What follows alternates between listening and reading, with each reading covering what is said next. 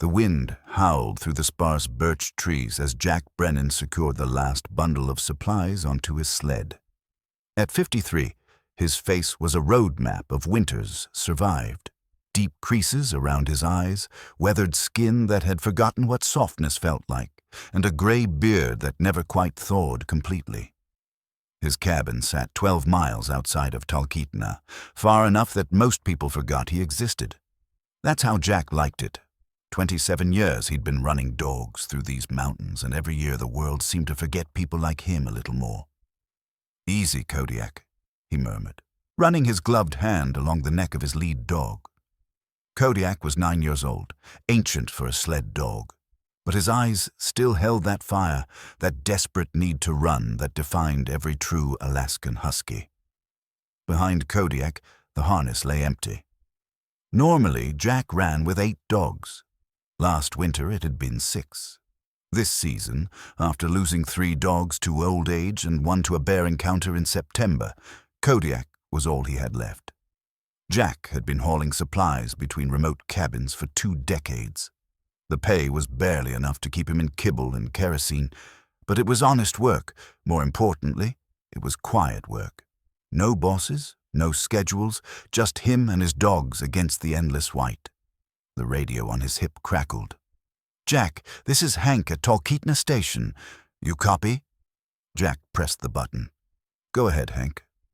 Weather Service is calling for a big one tonight. Fronts moving faster than they thought. You sure you want to make this run?" Jack looked at the sky. It was that particular shade of gray that every Alaskan learns to read, heavy, pressing down like a physical weight. He'd seen it before. The storm would be bad, but not impossible. Not for someone who knew these trails. "Got 3 families up at Petersville waiting on medicine and food," Jack replied. "They're counting on me." Static filled the silence before Hank responded. "Your funeral, stubborn bastard. Keep that radio on." Jack clipped the radio back to his belt and looked down at Kodiak. The dog's tail was already wagging, his whole body vibrating with anticipation. This is what they lived for. The pull, the run, the purpose. "Just you and me this time, old friend," Jack said softly. "One more run." He stepped onto the runners. The worn wood was smooth under his boots, polished by 1,000 journeys. "Hike!" Kodiak lunged forward, and the sled lurched into motion. The late afternoon sun hung low on the horizon, casting long shadows across the snow. They had maybe 4 hours of daylight left, but Jack knew these trails in the dark. Every boulder, every frozen creek, every twisted pine was mapped in his memory. The first hour passed in silence, broken only by the rhythmic panting of Kodiak and the whisper of sled runners over packed snow. Jack's mind wandered to the years when his team had been full, when the sound of 16 paws hitting snow had been like a drum beat, when the sled had flown across the tundra like something alive. He thought about Sarah, his ex-wife, who'd left him 14 years ago because she couldn't understand why a man would choose dogs and solitude over comfort and conversation. He thought about his daughter, Emma, who was probably sitting in some Seattle coffee shop right now, living a life he couldn't begin to comprehend.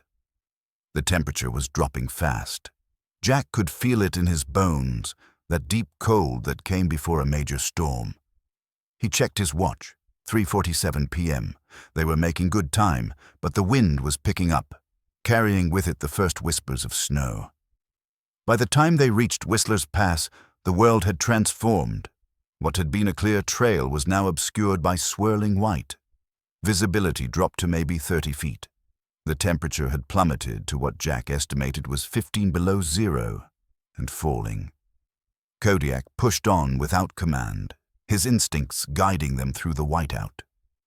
This was what generations of breeding had created.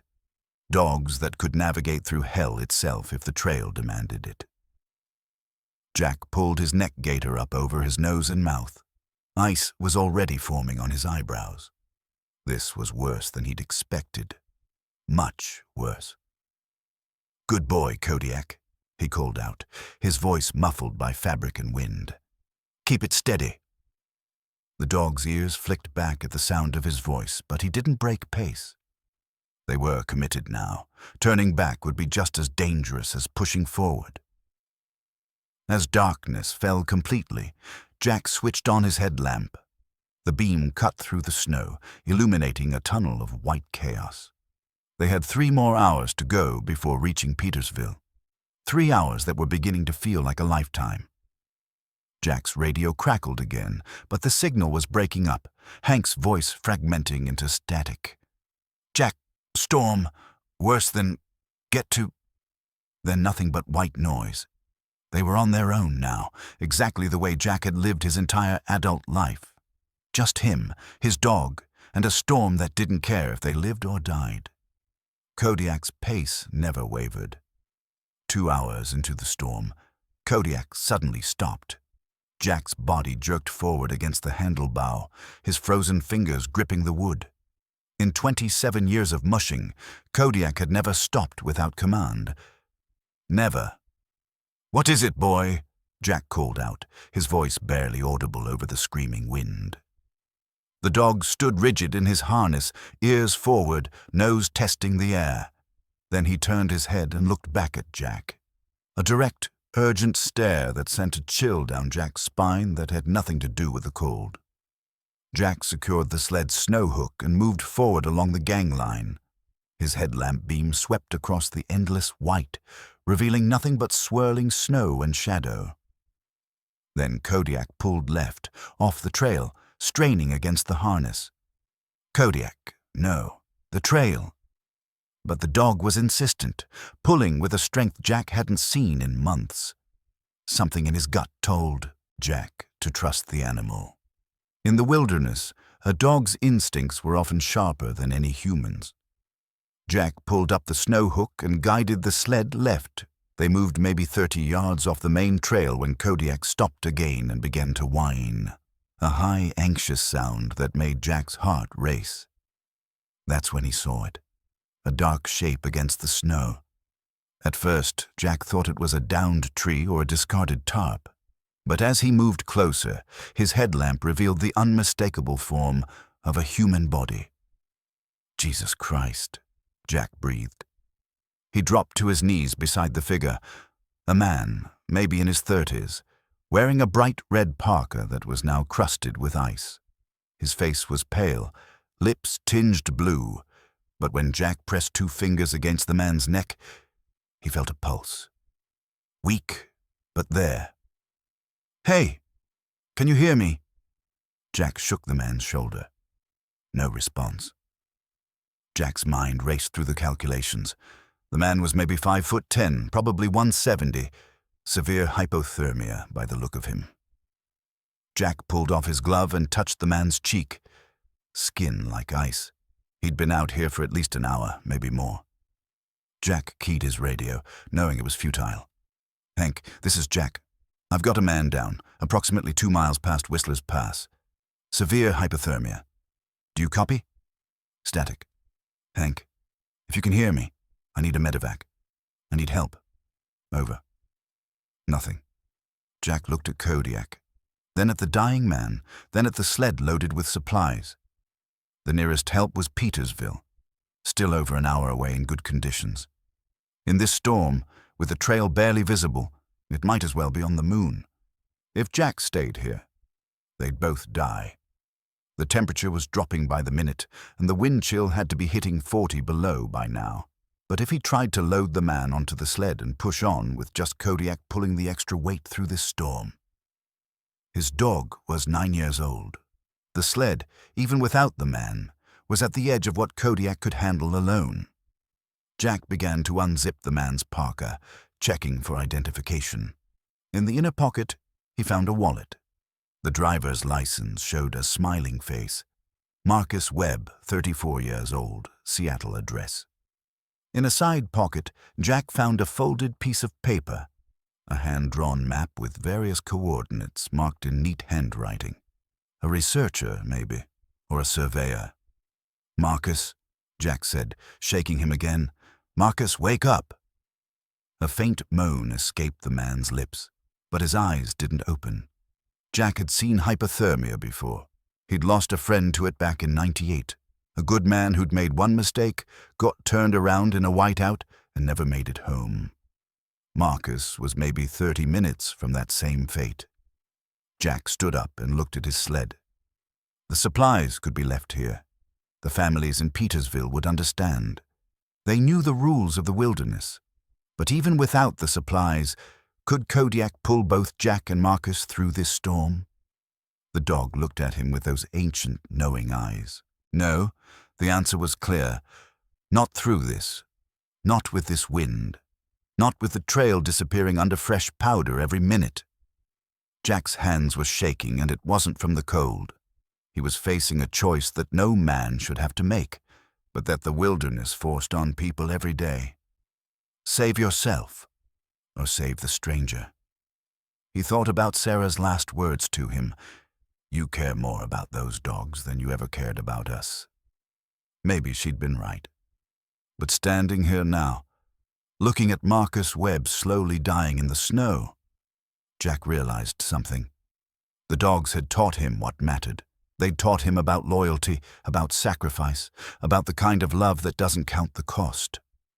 Jack's fingers moved to Kodiak's harness. I'm sorry, old friend, he whispered, his voice cracking. I'm so sorry.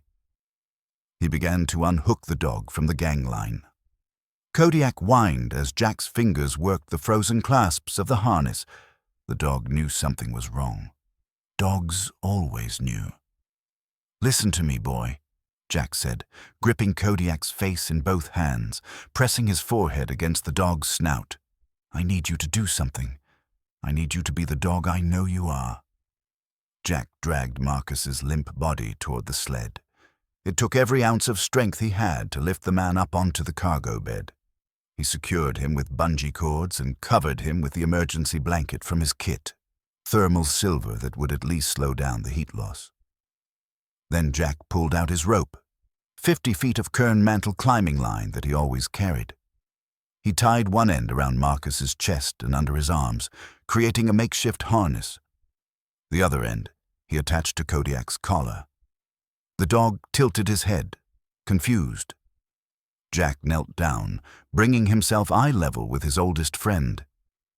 You remember the way to Petersville, don't you? You've run that trail 100 times.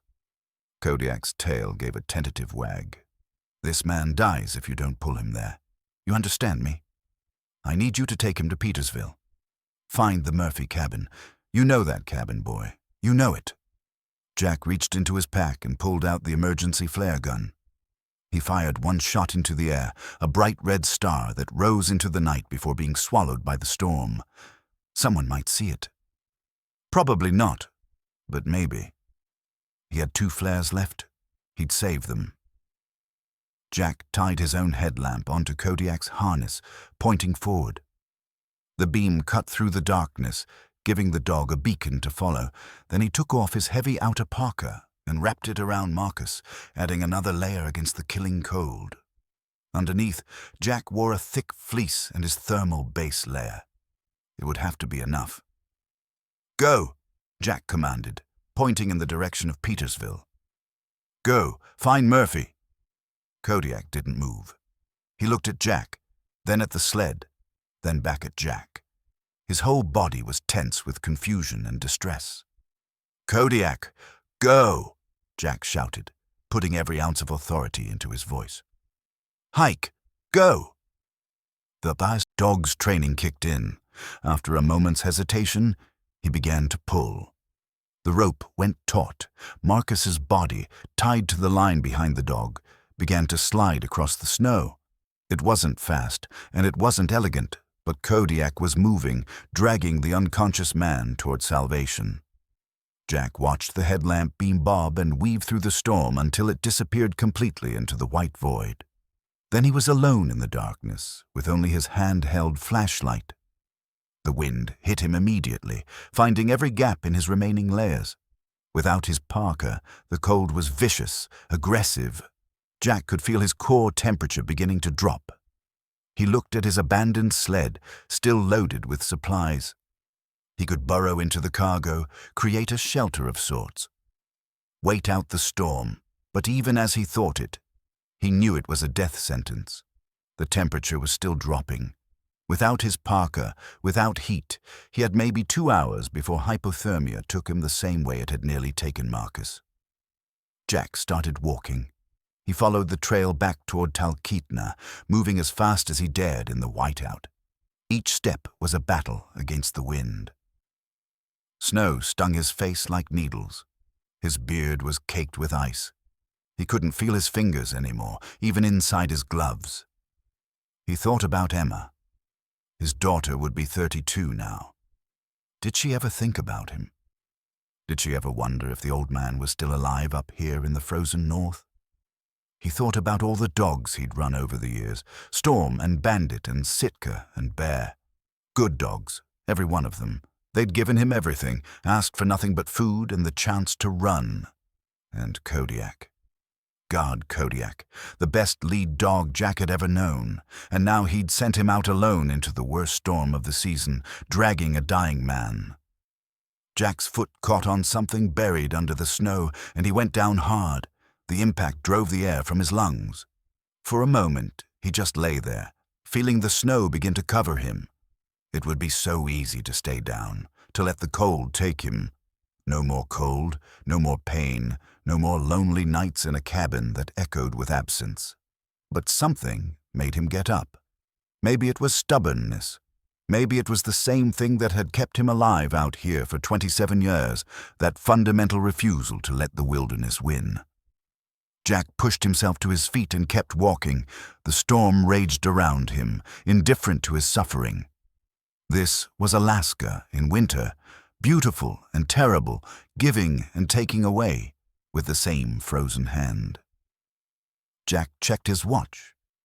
9:43 p.m. He'd been walking for maybe an hour since sending Kodiak away.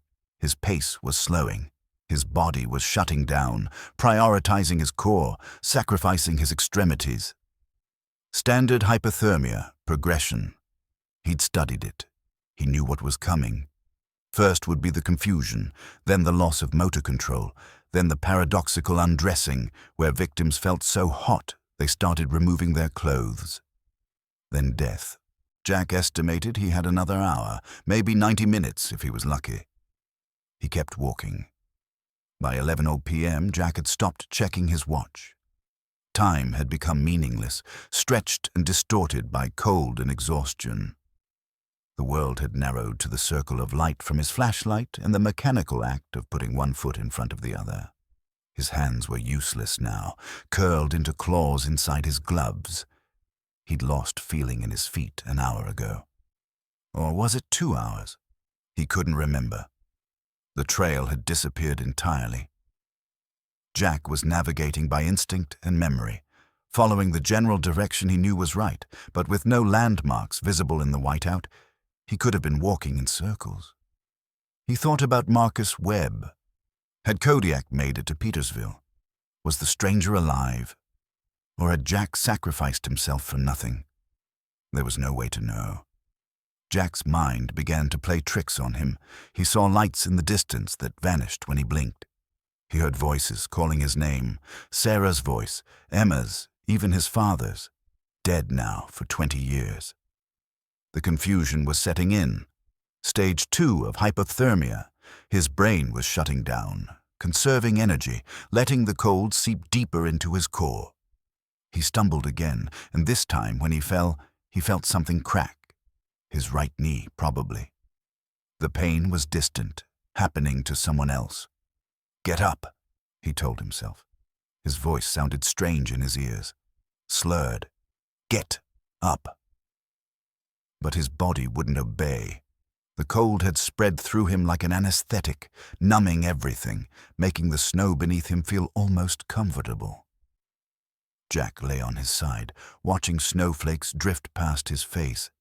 Each one was perfect, crystalline, unique, beautiful. He thought about the first dog he'd ever run, a black and white husky named Spirit, given to him by an old musher named Tom Hadley. Jack had been 26, fresh from a divorce, running from a life he didn't understand. Tom had looked at him and said, "Dogs don't lie, don't cheat, and don't quit." You want to learn about yourself, you run dogs. Tom had been dead 15 years now. Heart attack while checking his team one February morning. They found him in the snow, his dogs gathered around him in a circle, whining. Jack wondered if anyone would find him. Probably not until spring, when the melt revealed all the winter's casualties. He was so tired. His eyes drifted closed. He could sleep now, just for a minute, just to rest. Then he heard it. Barking, distant but unmistakable. Dogs. Jack's eyes snapped open. Was it real, or was his dying brain creating one final hallucination? The barking came again, closer now. With effort that felt superhuman, Jack rolled onto his stomach and pushed himself up to his hands and knees. His right knee screamed in protest, but the pain helped clear his head for a moment. He pulled out his flare gun with shaking hands and fired into the air. The red star rose into the darkness, a bloody bloom against the black sky. The barking intensified. And then Jack saw them, lights, multiple lights, cutting through the storm. 3 snowmobiles appeared through the white, their engines roaring. Behind them, shadows took shape. Dog sleds, multiple teams. The lead snowmobile stopped 20 feet from Jack, and a figure jumped off and ran toward him. "Jack! Jack Brennan!" The voice was familiar, but Jack's frozen brain couldn't place it. Strong hands gripped his shoulders, and Jack found himself looking into the weathered face of Hank Morrison from Talkeetna Station. "You stubborn son of a bitch," Hank was saying, his voice thick with emotion. "We've been searching for 3 hours. Your damn dog showed up at the Murphy cabin dragging some half-frozen researcher. When they got the guy warmed up enough to talk, he told them what you did, told them you were out here." More people were gathering around now. Jack recognized faces. Tom Murphy, the trapper. Rachel Owens, who ran the supply post. Young Mike Talbot, barely 20, who worked at the airstrip. "Can you stand?" Hank asked. Jack tried, but his legs wouldn't hold him. Mike and Tom caught him before he fell, supporting his weight between them. "We need to get him warm now," Rachel said. She was already pulling emergency blankets from her sled. "He's deep into hypothermia." They laid Jack on one of the sleds and covered him with blankets. Someone put a chemical hand warmer against his chest. Tom poured hot coffee from a thermos and held it to Jack's lips. The liquid was scalding and Jack couldn't taste it, but he felt the warmth spreading down his throat. "The man," Jack managed to whisper. "Marcus." "He's alive," Hank said. "Thanks to you and that incredible dog of yours. They've got him at the Murphy cabin, warming him up slow.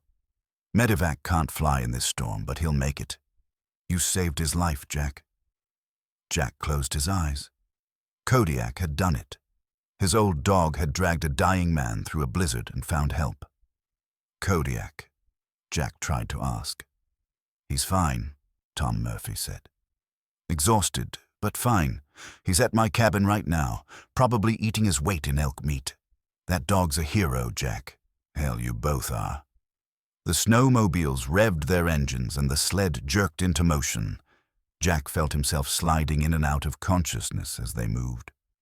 The world became fragments, the roar of engines, the concerned voices of his rescuers, the feeling of movement, the gradual, painful return of sensation to his frozen limbs. At some point, he couldn't say when, they arrived at the Murphy cabin.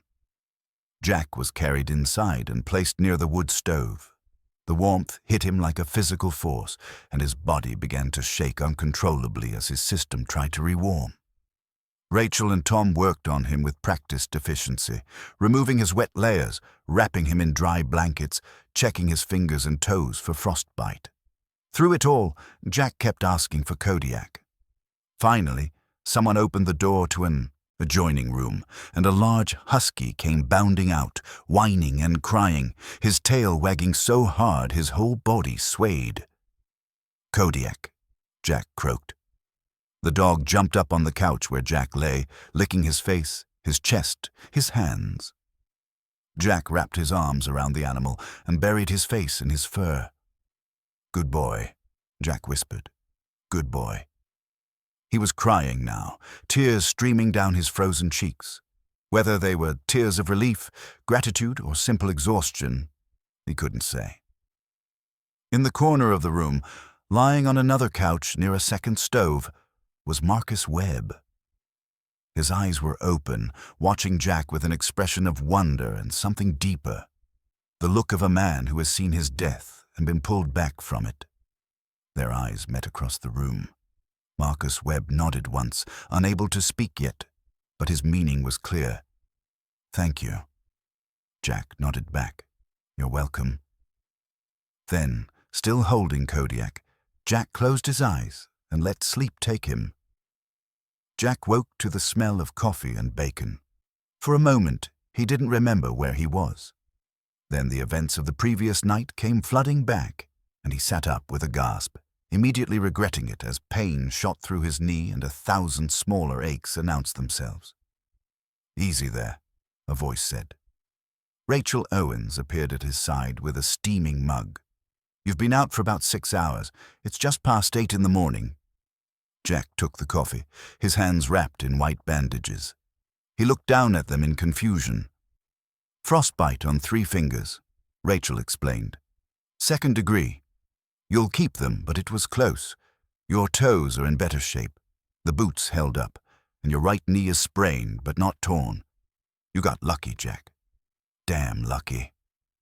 Jack sipped the coffee, feeling the warmth spread through him. The cabin was full of people. He counted at least 15, some sleeping in chairs, others standing around in small groups, speaking in low voices. The storm had clearly trapped them all here overnight. Where's Marcus? Jack asked. Rachel nodded toward the far corner. Still sleeping. Dr. Hendricks drove up from Wasilla on a snowmobile about 3 hours ago. Roads are impassable, but the storm's dying down. He checked you both over. Says Marcus is going to make it, thanks to you getting him warm when you did. Another 15 minutes out there and he'd have been gone.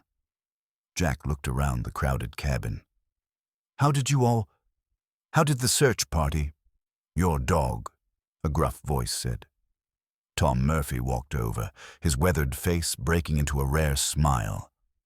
That animal of yours showed up at my door around 10 p.m., dragging that researcher behind him. My dogs went crazy barking. When I opened the door, Kodiak wouldn't come in, just kept pulling at that rope, trying to get us to follow. Tom sat down in the chair next to Jack. We got Marcus inside, got him stabilized. Soon as he could talk, he told us what you'd done.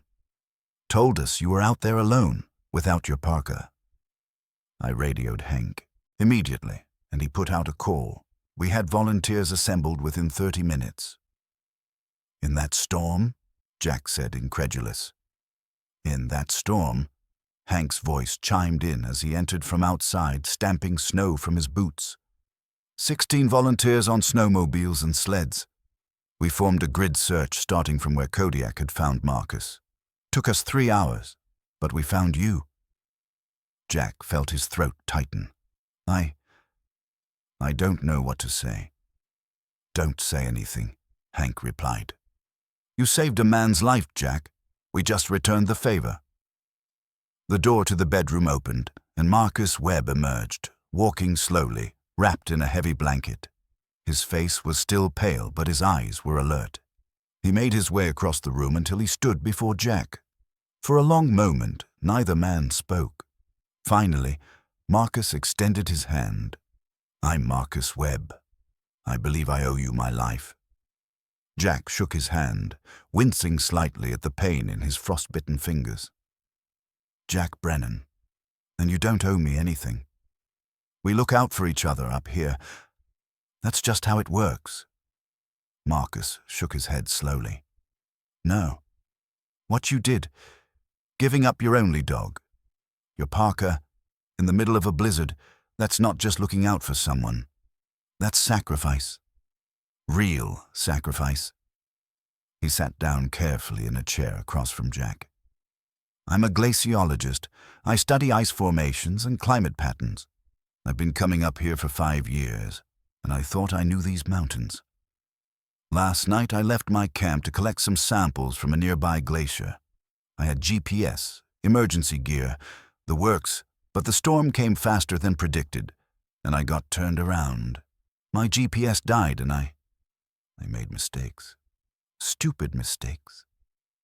Marcus's voice cracked slightly. I have a wife, 2 kids, 6 and 8 years old. Last night, lying in that snow, all I could think about was that I'd never see them again. That my last thought was how cold I was, not their faces. He looked directly at Jack. You gave me another chance. You gave them their husband and father back. How do you repay something like that? You don't, Jack said simply. You just live. You go home to your family, and you live. I need to do something, Marcus insisted. Please, there has to be something. Jack smiled slightly. There is. You can give my dog a scratch behind the ears and tell him he's a good boy. That's all he needs. As if on cue, Kodiak padded over and laid his head on Jack's lap. Jack ran his bandaged hand over the dog's fur. The room was quiet for a moment. Then young Mike Talbot spoke up from where he'd been standing by the window. Mr. Brennan, can I ask you something? Call me Jack. Jack, how did you know your dog could do it? How did you know Kodiak could pull that man all the way here? Jack was quiet for a moment, thinking. I didn't, he admitted. I hoped. I trusted. But I didn't know. You never really know what a dog can do until you ask them to do the impossible. He scratched Kodiak's ears. But I'll tell you what I've learned in 27 years of running dogs. They'll give you everything they have, every ounce of strength, every bit of courage. They don't calculate odds or worry about whether they can make it. They just run because you ask them to, because they trust you as much as you trust them. Rachel brought Jack a plate of food, bacon, eggs, and sourdough toast. He realized he hadn't eaten in nearly 24 hours. As he ate, the conversation in the cabin turned to the storm. It had been a big one, dropping nearly 3 feet of snow in 12 hours. The main roads would be closed for at least 2 days while crews cleared them. The small group was essentially stranded at the Murphy cabin until the storm's aftermath could be managed. But no one seemed to mind. There was a warmth in the room that had nothing to do with the wood stove. Jack realized he was surrounded by his community, people he'd lived alongside for years but had kept at arm's length. In his determination to be self-sufficient, to need no one, he'd forgotten what it meant to be part of something larger. Dr. Hendricks, a middle-aged man with kind eyes, came over to check Jack's bandages. You're going to be sore for a while, he said.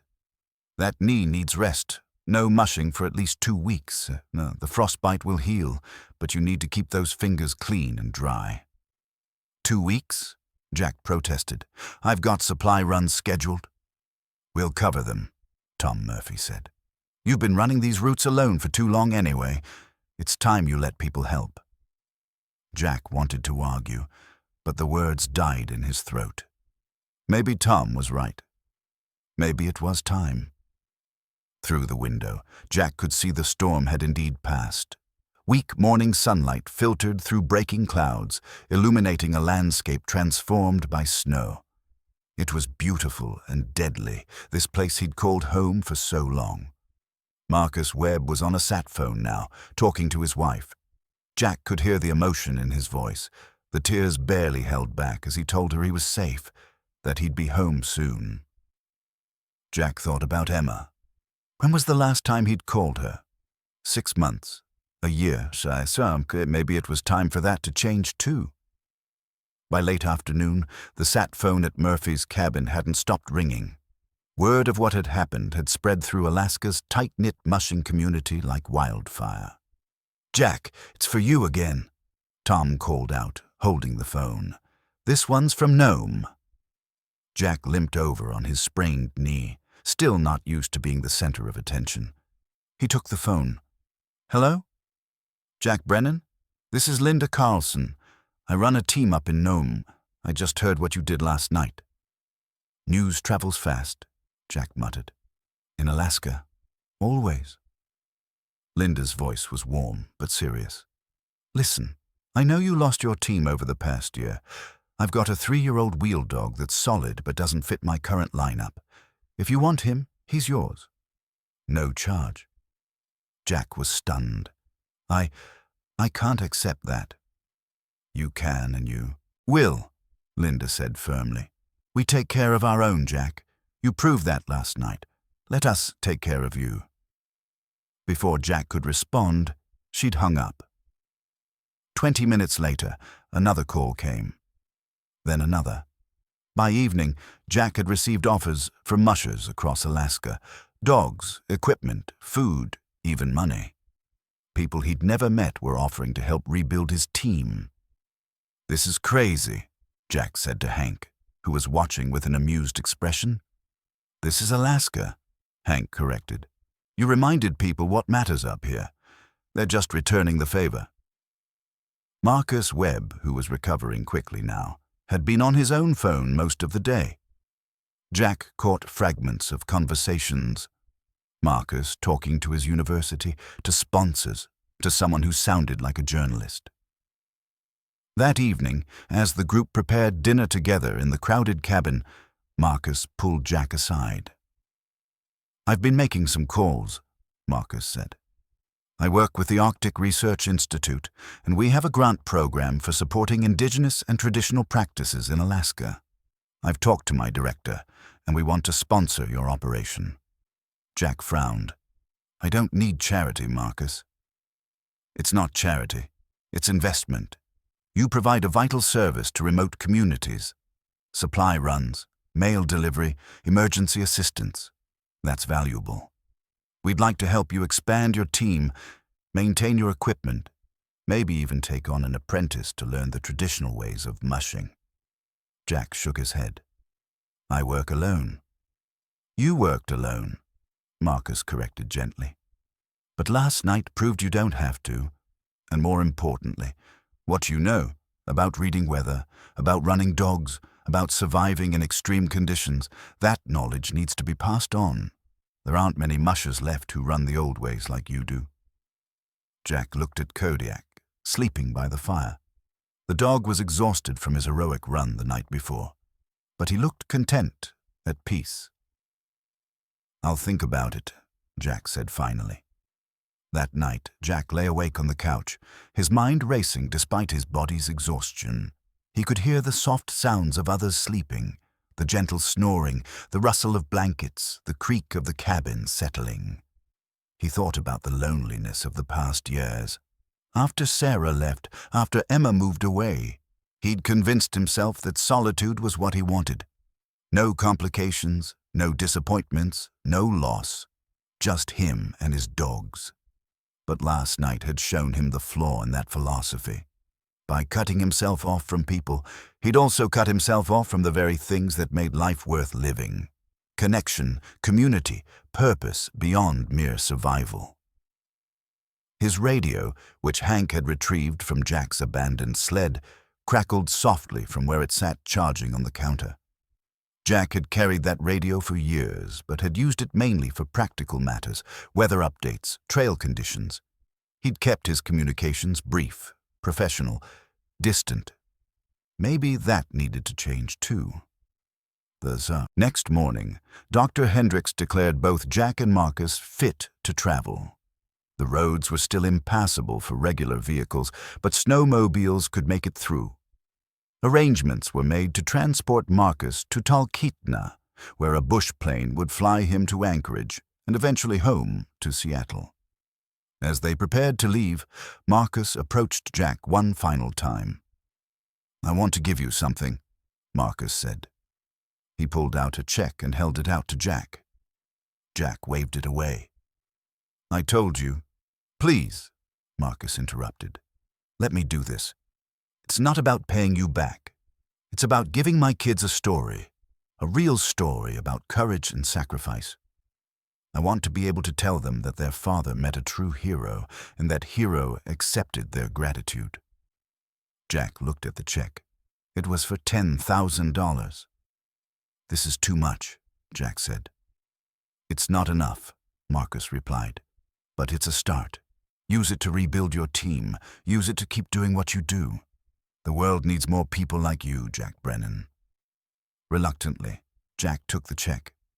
Marcus pulled out his phone and took a photo of Jack and Kodiak together. "For my kids," he explained. "They need to see the man who saved their dad." As Marcus climbed onto the back of a snowmobile for the ride to Talkeetna, he turned back one last time and raised his hand in farewell. Jack waved back, Kodiak sitting beside him, tail thumping against the snow. "Think you'll see him again?" Tom Murphy asked. Jack shrugged. "Probably not. People like him, they go back to their lives. This will be a story they tell at dinner parties." "Maybe," Tom said. "Or maybe you changed him as much as he changed you."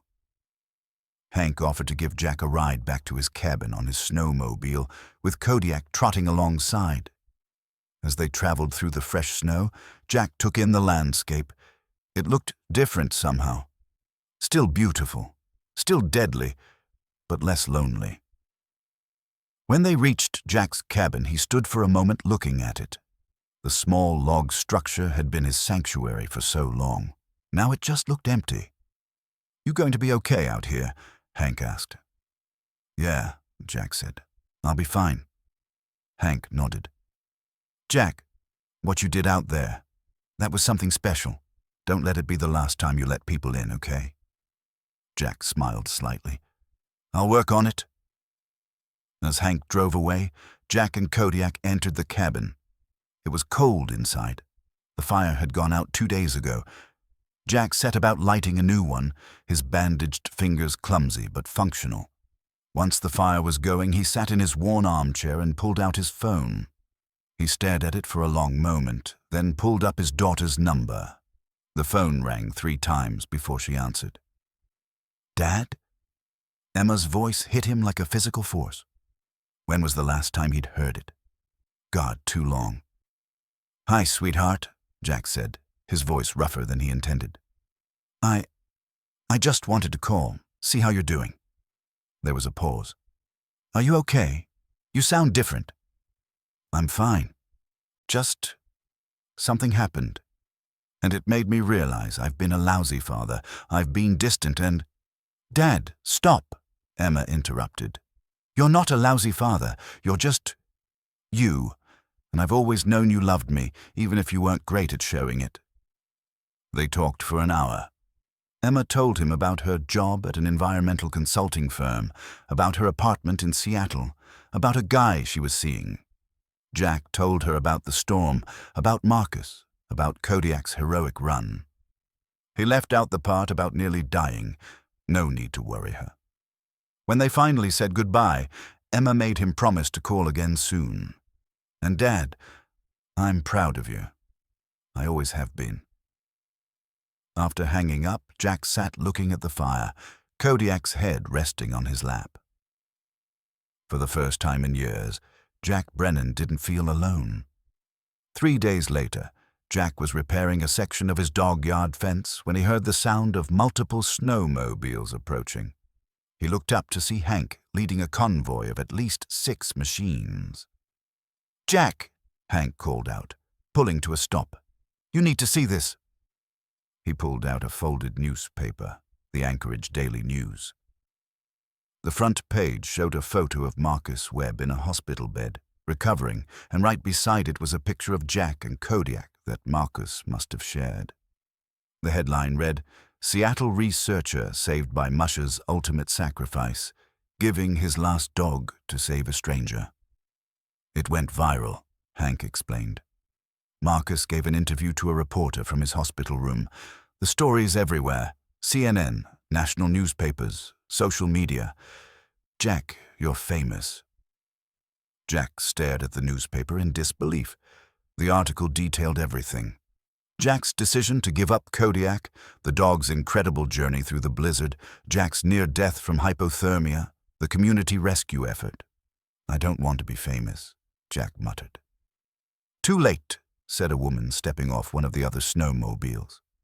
She was in her 40s, professionally dressed despite the cold, with a camera crew behind her. "Mr. Brennan, I'm Jennifer Hayes from Alaska Public Media. We'd like to do a story about you and your dog. Over the next week, Jack's quiet life was turned upside down. Journalists arrived from Anchorage and Fairbanks. A crew from a national morning show flew in by helicopter.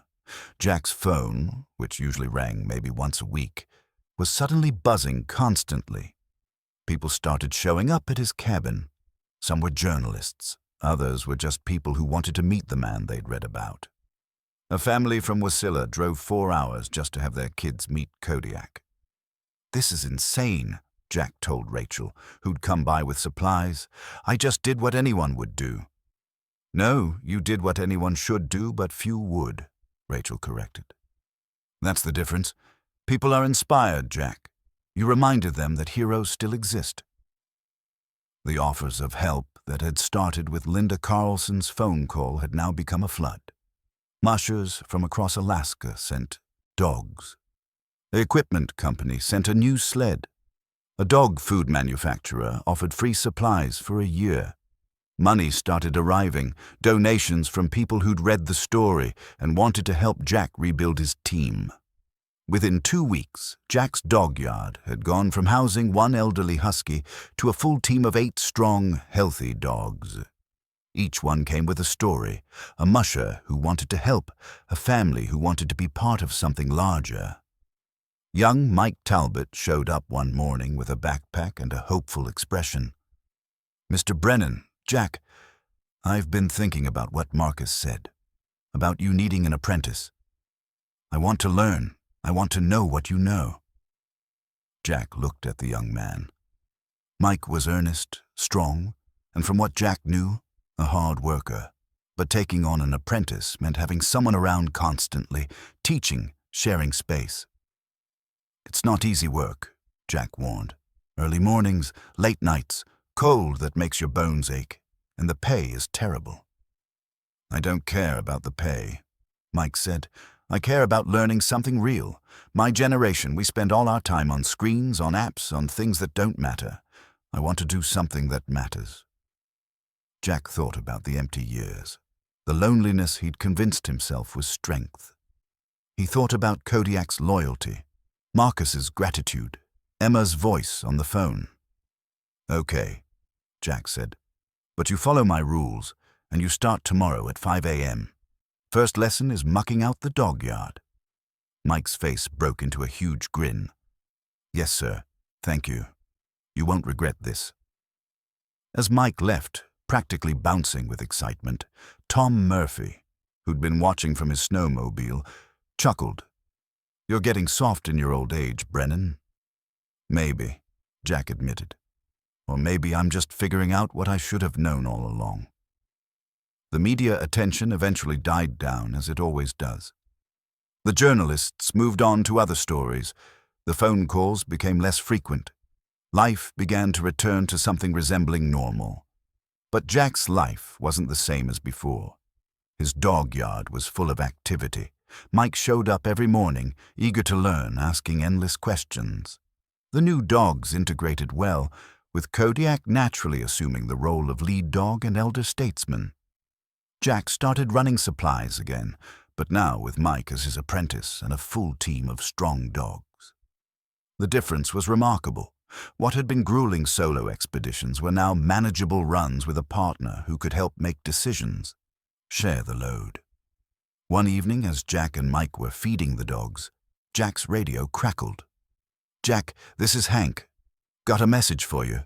You need to call Marcus Webb. He says it's important." Jack called Marcus that night. The glaciologist sounded excited. "Jack, I hope I'm not bothering you, but I had to tell you. The Arctic Research Institute approved a major initiative. We're calling it the Traditional Mushing Preservation Program. It's funding specifically dedicated to keeping traditional dog mushing alive in Alaska." "That's great, Marcus," Jack said, not sure where this was going. "You don't understand. We want you to lead it. We want to establish a training center based at your cabin or nearby. You'd teach traditional mushing techniques, not the racing stuff, but the real working dog culture. Navigation, survival, weather reading, dog care. We'd bring in young people from across Alaska, teach them the old ways before they're lost forever. Jack was speechless. The grant is substantial, Marcus continued. You'd have a salary, full benefits, funds for dogs and equipment. You could expand your operation, maybe even set up a small school. Think about it, Jack. Your knowledge, your skills, they're too valuable to keep to yourself. After hanging up, Jack sat in his cabin, processing. Mike was outside, playing with the dogs, his laughter carrying through the crisp air. Through the window, Jack could see his full dog yard, alive with activity for the first time in years. He thought about all the years he'd spent alone, convinced that isolation was strength.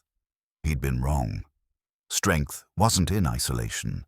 It was in connection, in community, in passing on what you knew to those who came after. Kodiak walked over and laid his head on Jack's lap, those wise eyes looking up at him. "What do you think, old friend?" Jack asked. "You ready for this?" Kodiak's tail wagged, and Jack took that as a yes. The next morning, Jack called Marcus back. "I'm in," he said simply. "That's fantastic. I'll send you the paperwork. This is going to be amazing, Jack. You're going to change lives." "Maybe," Jack said. "Or maybe lives are just going to change me." After hanging up, Jack walked out to the dog yard where Mike was already working, mucking out the pens just as Jack had taught him. "Mike," Jack called out, "how would you feel about becoming not just my apprentice, but my partner in something bigger?" As he explained Marcus's proposal, Mike's eyes grew wider. By the end, the young man was grinning ear to ear. "When do we start?" Mike asked. "We already have," Jack replied. Dawn broke cold and clear over Jack's cabin. He woke to the sound of dogs barking, not the aggressive bark of alarm, but the excited, anticipatory bark that meant something was happening. Jack pulled on his clothes and stepped outside, Kodiak at his heels. Then he stopped, frozen in disbelief. The trail leading to his cabin was filled with dog sleds. Not 2 or 3, not a dozen. 40 sleds, maybe more, stretching back as far as he could see through the trees. Mushers stood beside their teams, breath misting in the morning air. Some he recognized. Most he'd never seen before. At the front of the line was Marcus Webb, standing beside a beautiful 8-dog team, wearing a heavy parka and looking healthier than Jack had seen him that night in the snow. "Marcus?" Jack stepped forward, his mind struggling to process what he was seeing. What is this?" Marcus smiled, and there were tears in his eyes. "This is Alaska, Jack. This is your community saying thank you." Hank walked up beside Marcus. "When word got out that you were starting the traditional mushing preservation program, mushers from across the state wanted to contribute. These teams represent every region of Alaska: Nome, Fairbanks, Juneau, Seward, even some from the bush villages." A weathered woman in her 60s stepped forward. Jack recognized her. Lorraine Blackwell, a legendary musher who'd run the Iditarod 12 times. "We've all come to help you build this school," Lorraine said. "These aren't just donations, Jack. These are partnerships. Each team here represents a musher who wants to be part of preserving what we do. Some are offering their time to teach, others are donating equipment, dogs, knowledge. All of us want to be part of what you're building." Jack looked at the faces. Young and old, native Alaskan and transplants, veterans and rookies, 40 teams, hundreds of dogs, all here because of one night in a blizzard when he'd made a choice. A tall native man stepped forward, his weathered face breaking into a smile. "I'm Samuel Keats from Kotzebue. My grandfather taught me to mush when I was 5 years old. He's gone now, but his knowledge shouldn't die with my generation. I want to help teach." "I'm Lisa Chen from Seward," a young Asian woman said. "I've only been mushing 3 years, but I want to learn from the masters. I'll volunteer my time." One by one, the mushers introduced themselves. Each had a story. Each had something to offer. Together, they represented the living history of Alaska's mushing culture. Mike came running out of the cabin, still pulling on his jacket. "Jack, what's going on? There are dogs everywhere." "That's the point," Marcus said, grinning. "Jack, we've organized something. A founding run. 40 teams are going to do a ceremonial relay from here to Talkeetna and back. Each team carries a piece of what will become your program's charter. By the time we're done, every musher in this line will have participated in the birth of something important." Tom Murphy walked up, pulling a sled. On it was a sign, beautifully carved from wood. Brennan's School of Traditional Mushing, founded 2025, where the old ways live on. "Thought you might need this," Tom said gruffly, but his eyes were wet. Jack felt overwhelmed. He looked at Kodiak, who was investigating the visiting dogs with the dignity of an elder statesman. His old dog had started this, one heroic run through a blizzard that had changed everything. "I don't know what to say," Jack admitted, his voice rough with emotion. "Say you'll accept our help," Lorraine said gently. "Say you'll let us be part of preserving what matters. You showed us all something that night, Jack. You showed us that the old values, sacrifice, loyalty, putting others before yourself, they're not dead. They're just waiting for someone brave enough to live them." Jack looked at the faces surrounding him. For so long, he'd believed that strength meant standing alone. But standing here now, surrounded by his community, he realized he'd been wrong. Strength meant accepting help. It meant building something bigger than yourself. "Then let's run," Jack said. The mushers erupted in cheers. Dogs barked and howled. The sound echoed across the frozen landscape like a celebration of something ancient and vital being preserved. They spent the day preparing for the ceremonial run. Jack's cabin became a hub of activity. Mushers shared stories, comparing techniques and trading knowledge. Young mushers sat at the feet of veterans, listening with rapt attention. Dogs from different teams sniffed and played together. Rachel showed up with food from Talkeetna, enough to feed an army. A reporter from Anchorage captured it all on video. But this time, Jack didn't mind the camera. This wasn't about him anymore. It was about all of them. By late afternoon, the teams were ready. Jack insisted on leading the run with Kodiak and his new team. Behind him, the 40 sleds formed a long line, a ribbon of mushers and dogs stretching across the white landscape. "Ready?" Jack called out. "Ready!" came the chorus of voices. "Hike!" The teams surged forward. The sound was incredible. The panting of hundreds of dogs, the whisper of sled runners on snow, the shouted commands of mushers. Jack felt tears streaming down his face as he ran. This was what mushing was meant to be. Not competition, not isolation, but community and purpose. They ran until darkness fell, then camped together in the wilderness. Fires were lit. Food was shared. Stories were told. Stories of legendary mushers, of close calls in storms, of the bond between human and dog that defined their lives. Marcus sat beside Jack at the fire, warming his hands. "You know, I've spent my career studying ice. I thought I understood Alaska, but I didn't. Not really. Not until I nearly died here and was saved by it. Alaska doesn't care if you understand it," Jack said. "It just demands that you respect it." "I do now," Marcus said quietly. "And I respect the people who choose to live here, who preserve these traditions. That's why this program is so important, Jack. We're losing these skills. In another generation, there might not be anyone left who knows the old ways."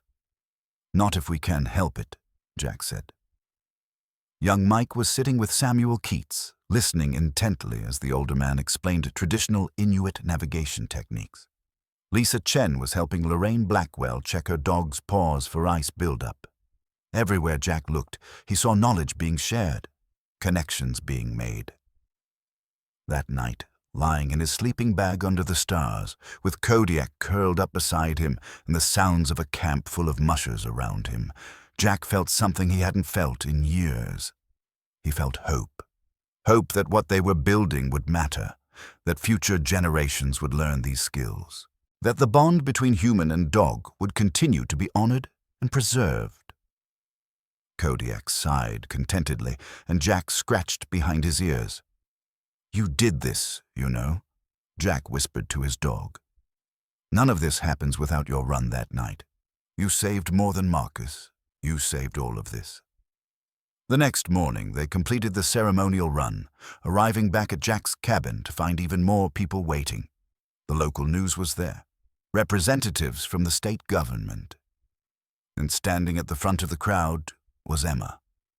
Jack stopped his sled, staring at his daughter.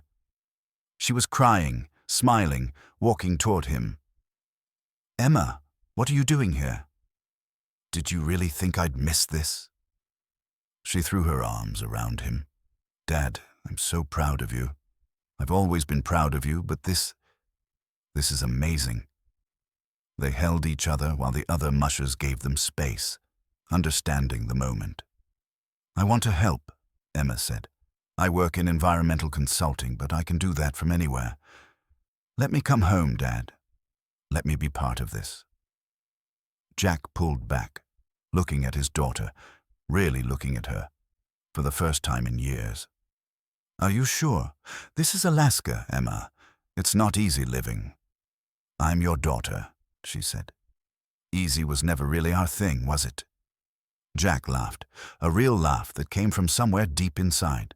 No, it wasn't. The celebration lasted into the night. Someone had brought a fiddle, and traditional music filled the air. Mushers danced, dogs played. Children from nearby families ran between the sleds, their laughter bright in the cold air. At some point, Marcus pulled Jack aside. "There's one more thing. The university wants to fund a documentary about traditional mushing, your story as the starting point, but expanding to capture all of this." He gestured at the gathering. "To preserve not just the techniques, but the culture, the why behind what you do." Jack nodded slowly. "Okay, but on one condition." "What's that?" "Kodiak gets top billing." Marcus laughed. "Deal." As the night wore on, Jack found himself sitting with Lorraine Blackwell and Samuel Keats, the elders of this gathering. "You know what you've done, don't you?" Lorraine said. "You've reminded us why we do this. It's not about racing or records. It's about the relationship, the trust, the partnership between human and animal. My grandfather used to say," Samuel added, "that a musher doesn't control his dogs. He serves them, and they serve him in return. It's a covenant, not a command." "That's what I want to teach," Jack said. "That respect, that understanding that we're partners with these animals, not masters." "Then you'll do well," Lorraine said, "because that's what Alaska needs. Not more tourists wanting to check dog sledding off their bucket list, but people who understand what this really means." The gathering eventually wound down. One by one, the teams prepared to head home. But each musher stopped to shake Jack's hand, to promise support, to commit to being part of what was being built. Finally, only a few remained: Mike, Emma, Marcus, Hank, Tom, and Rachel.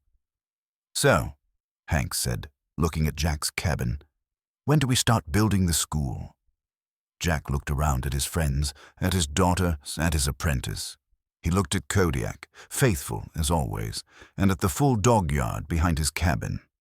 "We already have," Jack said. "Today was the first class, and I'd say it went pretty well." Spring came early that year, or at least it felt that way to Jack. By March, the school was taking shape. They'd built 3 new cabins on Jack's property. Bunkhouses for students with space for up to 12 at a time. A large barn served as a classroom and equipment storage. The dog yard had been expanded to house 24 dogs comfortably, with room to grow. The first official class started in April. 8 students ranging from 19 to 46 years old. 3 were Alaska natives wanting to reconnect with traditional practices. 2 were military veterans seeking a new purpose. 1 was a teacher from Anchorage. 2 were young people like Mike, hungry to learn something real. Jack stood before them on that first day, feeling nervous in a way he hadn't expected. "I'm not much of a teacher," he began. "I'm a musher, but I can show you what I know and why it matters." He introduced them to each dog individually, not just their names, but their personalities, their strengths, their quirks. He showed them how to read a dog's body language, how to understand what they were communicating. "These animals aren't machines," Jack explained. "They're partners. They have good days and bad days, just like us. Your job is to know them well enough to understand the difference." Emma had moved into Jack's cabin, taking over the guest room and transforming it into an office for the program. She handled administration, marketing, grant applications, all the things Jack had no talent for. Father and daughter found a rhythm, learning to work together as adults rather than parent and child. Mike had officially become Jack's co-instructor. The young man had soaked up knowledge like a sponge, and his enthusiasm was infectious. He connected with the students, especially the younger ones, in ways Jack couldn't. Marcus visited regularly, documenting everything for the program's research component.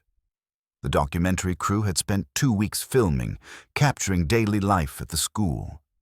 Jack had expected to hate it, but the director, a woman named Sarah Chen, had been respectful, interested in truth rather than drama. By summer, the first class had graduated.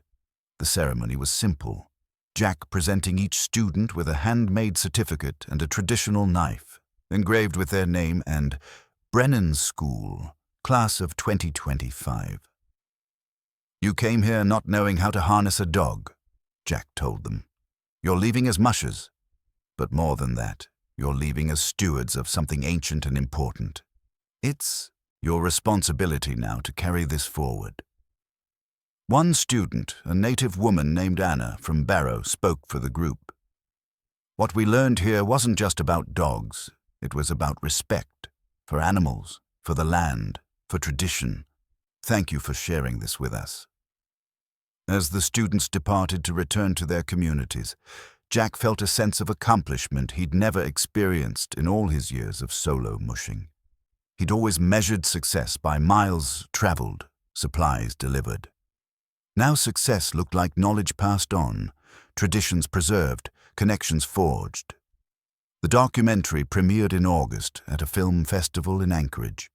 Jack reluctantly agreed to attend, bringing Emma, Mike, and, of course, Kodiak. The theater was packed. Jack sat in the back, uncomfortable with the attention, but as the film unfolded on screen, he found himself moved. Sarah Chen had captured something true. Not just the techniques of mushing, but the heart of it, the love between musher and dog, the beauty and brutality of Alaska, the quiet heroism of ordinary people doing extraordinary things. When the film showed that night in the blizzard, Kodiak dragging Marcus through the storm, Jack stumbling through the snow without his parka, the theater was completely silent. You could hear people crying. The final scene showed Jack at the school, teaching a student how to read the weather. His voice carried over the image. Alaska doesn't make it easy to live here, but it rewards those who try. It demands respect, and it gives purpose. That's all any of us really need, respect and purpose. The credits rolled to a standing ovation. Jack tried to leave, but people surrounded him, wanting to shake his hand, to thank him for inspiring them. A young girl, maybe 10 years old, tugged on his sleeve. "Mr. Brennan, I saw the movie, and now I want to be a musher when I grow up." Jack knelt down to a level. "Then work hard, respect the dogs, and never forget that this isn't about you. It's about the partnership. Can you do that?" She nodded solemnly. "Yes, sir." That moment, Jack realized, was worth all of it. The cold, the loneliness, the decades of struggle. If even one child was inspired to preserve these traditions, then everything he'd been through mattered. By fall, the school was thriving. They'd had to turn away applicants for the second class. The demand was far greater than they'd anticipated. Jack hired Lorraine Blackwell as a visiting instructor, and Samuel Keats agreed to teach a traditional navigation course. Emma had secured additional grants, and they were able to offer scholarships to native Alaskan students who wanted to reconnect with their heritage. The program was becoming exactly what Marcus had envisioned, a bridge between past and future, keeping alive skills that might otherwise be lost. One evening in September, Jack sat on his porch watching the northern lights dance across the sky. Kodiak was beside him, gray now around the muzzle. Moving, slower, but still eager to run.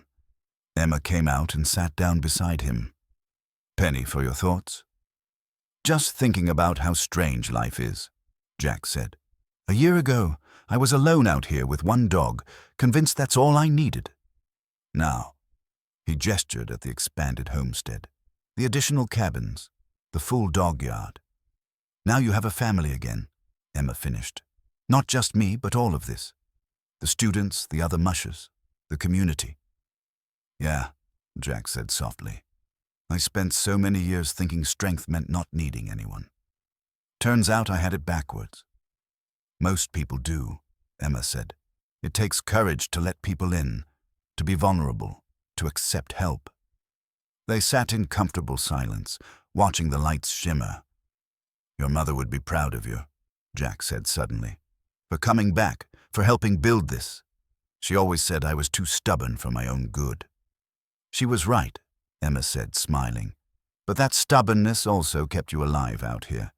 You just needed to learn when to be stubborn and when to be flexible." Jack laughed. "When did you get so wise?" "I learned from the best," Emma replied, "even if he was too stubborn to realize he was teaching me." Marcus called the next day with exciting news. The documentary had been picked up by a major streaming service. It would reach millions of people around the world. "This is going to change things, Jack," Marcus said. "You're going to get a lot more attention. Are you ready for that?" "No," Jack admitted. "But I guess I'll figure it out." The attention did come. Applications for the school tripled. News organizations called for interviews. A publisher wanted Jack to write a book about traditional mushing. Through it all, Jack maintained his focus on what mattered: the dogs, the students, the work. He refused to let fame change the fundamental nature of what they were doing. One day, a film crew from Japan arrived. They were making a documentary about human-animal bonds across different cultures. They'd heard about Jack and wanted to feature his story. Through a translator, the director explained, "In Japan, we have a saying, 'The nail that sticks up gets hammered down.' But in Alaska, it seems different. Here, the nail that sticks up becomes a beacon for others. Your story is about that, about standing for something even when it's difficult." Jack wasn't sure about the cultural translation, but he understood the sentiment. He'd spent most of his life trying not to stick up, trying to blend into the wilderness. But that night in the blizzard, when he'd had to make an impossible choice, he'd discovered who he really was, and who he was, it turned out, was exactly who Alaska needed him to be. Winter returned, as it always does in Alaska. But this time, Jack wasn't facing it alone. The school's third class was in session, 10 students this time, including 2 from overseas who'd seen the documentary. Mike had taken on more responsibility, running entire weeks of instruction while Jack supervised. Emma had hired an assistant to help manage the growing administrative load. But the biggest change was personal. Jack had started dating again. Rachel Owens, who'd been there the night of the rescue. They'd been friends for years, but something had shifted after that night. She understood this life, understood him. There was no pressure to change, just companionship and understanding. "You know people are going to talk," Rachel had said with a smile when they'd first started seeing each other. "Let them," Jack had replied. "I'm done living my life based on what people think." Kodiak was 10 years old now, officially retired from pulling sleds. But he still attended every class, his presence a reminder of what this was all about. Students loved hearing the story of his heroic run, and Kodiak soaked up the attention with the dignity of an elder statesman. One December morning, Jack woke to his radio crackling. "Jack, this is Hank. Got a situation. Family stranded about 5 miles past Whistler's Pass. Their truck went off the road in last night's storm. They're okay, but they can't get out, and we can't get a tow truck through until the plows come through. Can you do a supply run?" Jack looked at Mike, who'd stayed over to help with morning feeding. "You up for a run?" Mike grinned. "Always." They assembled a team, 8 strong dogs, led by a 5-year-old named Summit, who'd proven himself to be a natural leader. Kodiak watched from the porch, his tail wagging slowly. Jack walked over and scratched behind his old friend's ears. "Your running days are done, buddy. Time to let the young ones take over." As they prepared the sled, loading it with supplies, food and emergency equipment, Jack marveled at how different this was from that night a year ago. Then he'd been alone with one dog, facing an impossible storm. Now he had a partner, a full team, and a community that had his back. The run to the stranded family was routine. The trail was clearly marked, the weather cold but clear.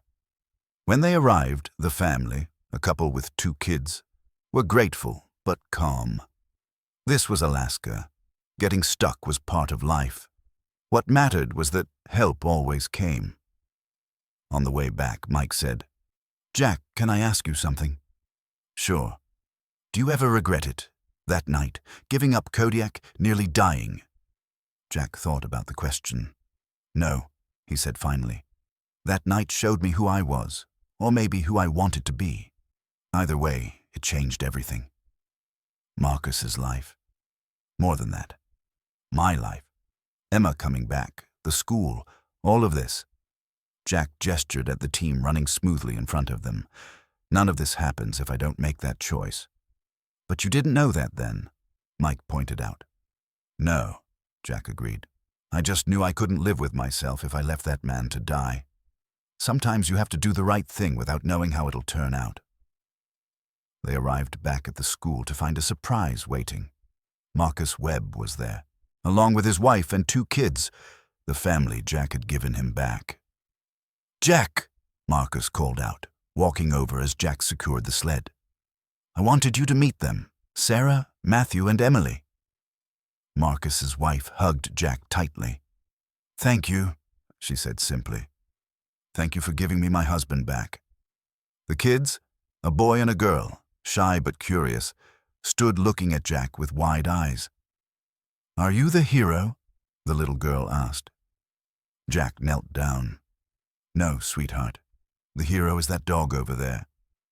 He pointed at Kodiak, who was being mobbed by students wanting to pet him.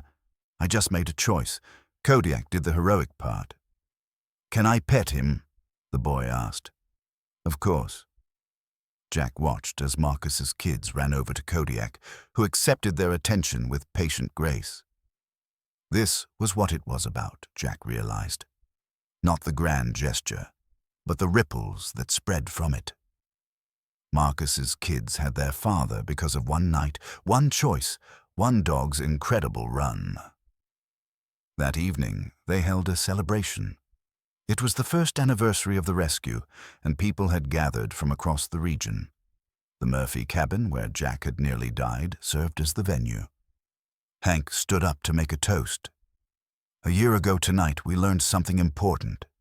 We learned that Alaska may be cold, but its people are warm. We learned that heroism isn't dead. It just looks different than we expect. And we learned that when one of us falls, the rest of us are there to pick them up." He raised his glass. "To Jack Brennan and Kodiak, for reminding us what matters." "To Jack and Kodiak," the crowd echoed. Jack felt Emma's hand slip into his on one side and Rachel's on the other. He looked around the room at faces he'd known for years and new faces that had become dear to him. Mike was talking animatedly with one of the students. Marcus was showing his kids old mushing photos on the walls. Samuel Keats and Lorraine Blackwell were swapping stories with some of the older mushers. This was community. This was family. This was what he'd been missing all those years he'd convinced himself he wanted to be alone. Later, as people filtered out into the night, Marcus pulled Jack aside one final time. "I wanted you to know something," Marcus said. "Remember how I was a glaciologist, studying ice and climate change?" Jack nodded. "I've changed my focus. I'm now studying traditional ecological knowledge, how indigenous and traditional practices can inform modern conservation. Your school inspired that. You showed me that what we're losing isn't just ice. It's knowledge, culture, ways of life that have sustained people for thousands of years." He pulled out a document. "This is the paperwork for an endowment. I've secured funding to ensure your school continues for at least the next 20 years, regardless of grants or donations. What you're doing here is too important to be dependent on year-to-year funding." Jack stared at the papers, overwhelmed. "Marcus, I don't know what to say." "Say you'll keep doing what you're doing. Teach people. Preserve the traditions. Pass it on. That's all I ask." They shook hands, and Jack felt the weight of responsibility settle on his shoulders. Not burdensome, but purposeful. He was part of something now that would outlast him, and that felt right. As the celebration wound down and people headed home through the clear, cold night, Jack found himself alone on the porch with Kodiak. The northern lights were out again, painting the sky in shades of green and purple. "We did okay, didn't we, boy?" Jack said softly, running his hand over Kodiak's graying fur. The dog's tail thumped against the wooden boards. Jack thought about the journey that had brought him here, the loneliness, the losses, the decision to give away his last dog to save a stranger. That single choice had unraveled his isolation and rewoven his life into something richer, fuller, more connected. He thought about the future, students who would carry these skills forward, dogs who would continue to run, traditions that would survive because people cared enough to preserve them. The wind picked up, carrying with it the smell of snow and pine and possibility. Kodiak pressed against Jack's leg, and Jack reached down to scratch behind his ears one more time. "The old ways live on," Jack murmured, echoing the sign that hung above his school. "Because of people like you, old friend. Because of partnerships like ours." In the distance, he could hear the howling of his team settling in for the night, a sound as old as Alaska itself, a sound that would continue long after he was gone, preserved by the students he'd taught and the community he'd finally learned to be part of. Jack Brennan stood on his porch, his faithful dog beside him, his daughter inside planning tomorrow's lessons, his apprentice preparing equipment for the next run. He looked out at the wilderness that had shaped him, challenged him, and ultimately connected him to something larger than himself. And for the first time in his 53 years, Jack Brennan felt complete. Not because he'd achieved fame or recognition, not because he'd been called a hero, but because he'd learned the most important lesson Alaska had to teach. In the coldest place on Earth, humanity burns brightest, not in isolation, but in the warmth we create together. The northern lights danced overhead, nature's celebration of survival and beauty in the harshest conditions. Jack watched them for a long moment, then turned and went inside, Kodiak at his heels, ready for whatever tomorrow would bring. Because in Alaska, tomorrow always brings a new challenge. And now, Jack Brennan was ready to face it. Not alone, but surrounded by the family, community, and purpose that one choice, one dog, and one incredible night had given him.